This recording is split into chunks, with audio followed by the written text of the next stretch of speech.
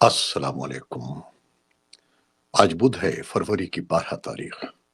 پاکستان میں اس وقت شام کے 7، بھارت میں 7:30، اور یہاں ہمارے اسٹوڈیوز کی گھڑیوں میں صبح کے 9 بج رہے ہیں۔ وائس آف امریکہ واشنگٹن کی اردو سروس سے میں ہوں خالد حمید، خبروں کے ایک بلٹن کے ساتھ۔ پاکستان، افغانستان، بھارت، امریکہ اور دنیا بھر سے ملنے والی اہم خبریں آج کے بلٹن میں شامل ہیں۔ امریکہ کے صدر ڈونلڈ ٹرمپ نے منگل کے روز اردن کے شاہ عبداللہ کے ساتھ ملاقات کے دوران غزہ پر کنٹرول کے امریکی منصوبے کو دہرایا ہے۔ صدر ٹرمپ نے شاہ عبداللہ کی جانب سے تجویز کی مخالفت کے باوجود ان پر زور دیا کہ اردن بے گھر فلسطینیوں کو اپنے ملک میں رکھے۔ شاہ عبداللہ نے کہا کہ وہ سعودی عرب اور دیگر ممالک کے سربراہوں کے ساتھ ملاقاتیں کر رہے ہیں اور اس بات پر تبادلہ خیال کر رہے ہیں کہ کس طرح صدر ٹرمپ کے ساتھ مل کر کام کر سکتے ہیں۔ صدر ٹرمپ نے مزید کہا کہ اردن کے ساتھ ساتھ مصر بھی بالآخر غزہ کے بے گھر لوگوں کو آباد کرنے پر راضی ہوگا۔ اسرائیل کے وزیر اعظم بنیامن نیتن یاہو نے خبردار کیا ہے کہ اگر فلسطینی عسکریت پسند گروپ حماس یرغمال بنائے گئے افراد کو ہفتے تک رہا نہیں کرتا تو وہ غزہ میں جنگ بندی کے معاہدے سے دستبردار ہو جائیں گے اور حماس کے خلاف جنگ پھر سے شروع کر دیں گے۔ حماس نے گزشتہ روز ایک اعلان میں اسرائیل کو جنگ بندی کے معاہدے کی خلاف ورزی کا مرتکب قرار دیتے ہوئے یرغمالیوں کی اگلی رہائی کو ملتوی کرنے کا اعلان کیا تھا۔ حماس نے بدھ کے روز کہا تھا کہ اس کے چیف مذاکرات کار کی سربراہی میں ایک وفد غزہ جنگ بندی مذاکرات کے لیے قاہرہ پہنچا ہے۔ گروپ کے ایک اہلکار نے بتایا کہ اس کا مقصد جنگ بندی پر عمل درآمد کے لیے موجودہ بحران کو ختم کرنا ہے۔ ادھر غزہ شہر میں نیتزاریم راہداری سے اسرائیلی انخلا کے بعد صلاح الدین روڈ پر ٹرکوں کو ایک سمت میں سامان لے جا کر جاتے اور واپس آتے دیکھا گیا۔ اقوام متحدہ نے منگل کے روز کہا کہ گزشتہ ماہ جنگ بندی کے نفاذ کے بعد سے غزہ میں امداد کی فراہمی میں نمایاں اضافہ ہوا ہے۔ ترکی کے صدر رجب طیب اردوان نے بدھ کے روز انڈونیشیا کے صدر پرابوو سبیانتو سے ملاقات کی ہے۔ دونوں رہنماؤں نے اقتصادی اور دفاعی تعلقات کو مضبوط بنانے پر تبادلہ خیال کیا۔ ترکی اور انڈونیشیا نے سن 2022 میں بالی میں ہونے والی ایک میٹنگ میں فورم بنانے پر اتفاق کیا تھا، جس کے بعد وہ اسٹریٹجک تعاون کونسل کا پہلا اعلیٰ سطحی سربراہی اجلاس منعقد کر رہے ہیں۔ انڈونیشیا کے صدر نے دو طرفہ ملاقات کے بعد ایک مشترکہ پریس کانفرنس میں کہا کہ انڈونیشیا ترکی کے ساتھ تعاون کرے گا اور فوجیوں کی تربیت اور تعلیم اور انسداد دہشت گردی پر کام کیا جائے گا۔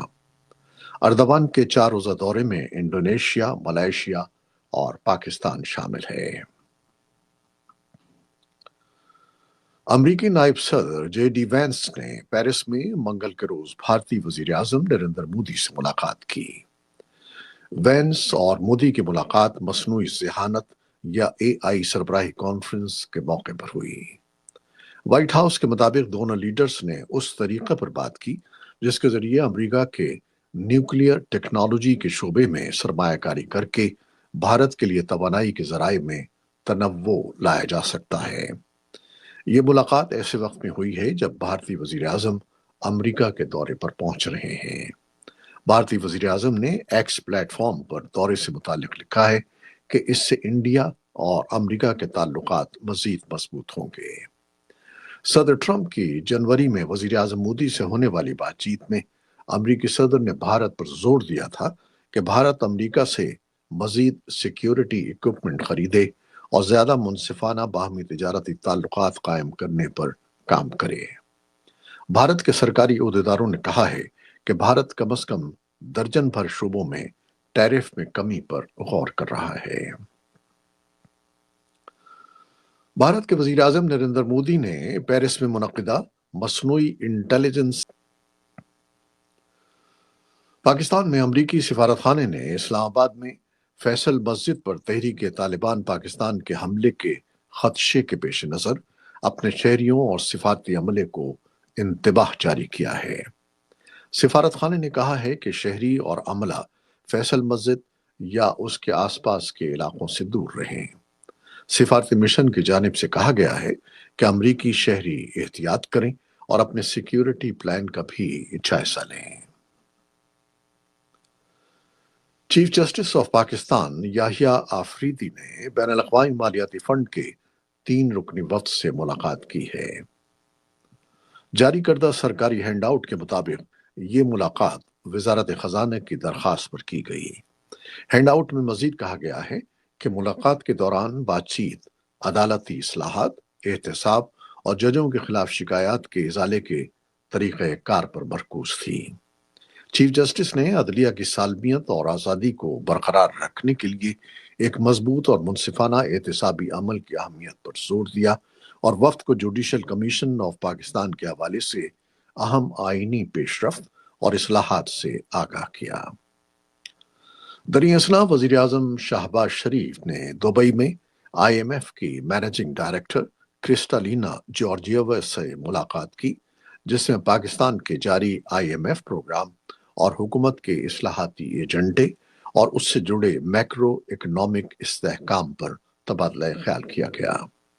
ایک ٹویٹ میں کرسٹالینا جارجیوا نے کہا کہ پاکستانی حکام کی جانب سے اس حوالے سے مضبوط عزم سے انہیں حوصلہ ملا ہے۔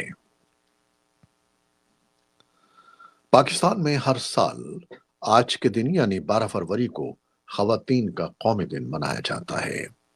یہ دن 8 مارچ کو خواتین کے عالمی دن کی طرح جانا پہچانا نہیں ہے اور نہ ہی یہ 8 مارچ کے لیے بڑے پیمانے پر نکالے جانے والے عورت مارچ جیسے ایونٹس کے لیے مشہور ہے، لیکن اہم حقیقت یہ ہے کہ 12 فروری پاکستان میں خواتین کے پہلے بڑے عورت مارچ کے لیے جانا جاتا ہے۔ 1983 میں اس وقت کے آرمی چیف جنرل ضیاء الحق کی فوجی حکومت اور مارشل لاء کے خلاف لاہور میں خواتین نے احتجاج کیا تھا، جس پر پولیس نے کریک ڈاؤن کیا اور یہ دن اسی مارچ کی مناسبت سے منایا جاتا ہے۔ ریاست اتر پردیش کے شہر پریاگ راج میں آج بدھ کے روز 1 کروڑ سے زائد ہندوؤں نے پانی میں غسل کیا، جسے ہندو مذہب میں انتہائی مقدس سمجھا جاتا ہے۔ حکام نے بتایا کہ انہوں نے کمبھ میلے میں اجتماع کے لیے مزید لاکھوں افراد کے تحفظ کی تیاری کر رکھی ہے۔ حکام نے پولیس افسروں کی تعداد میں اضافہ کر دیا ہے اور ایئر ایمبولینسز بھی موجود ہیں۔ آج کا دن کمبھ میلے کے مقدس ترین دنوں میں سے ایک ہے، کیونکہ یہ پورے چاند کی رات ہے۔ بھارت کے 3 دریاؤں کے سنگم پر منعقد ہونے والے 6 ہفتے کے طویل تہوار کو دنیا کا سب سے بڑا اجتماع سمجھا جاتا ہے۔ جنوب مغربی چین کے صوبے شیچوان میں 31ویں زیگانگ انٹرنیشنل لائلٹین فیسٹیول میں 10 لاکھ سے زائد افراد نے شرکت کی۔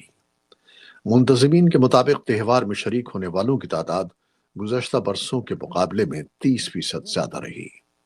سالانہ لائلٹین فیسٹیول زیگانگ شہر میں روایتی چینی لائلٹین فیسٹیول کو منانے کے لیے منعقد کیا جاتا ہے، جو چینی قمری کیلنڈر کے پہلے مہینے کی 15 تاریخ کو منایا جاتا ہے۔ تانگ خاندان کے دور کے آغاز میں اس علاقے میں پہلے سے ہی بہار کے تہوار کے دوران لالٹین بنانے کا رواج تھا اور اس وقت کی اس روایت کی شہرت دور دور تک پھیلی ہوئی تھی۔ اس مرتبہ لالٹینیں بنانے والے مقامی کاریگروں نے روایت کو برقرار رکھنے کے علاوہ جدید ترین ٹیکنالوجیز استعمال کی ہیں۔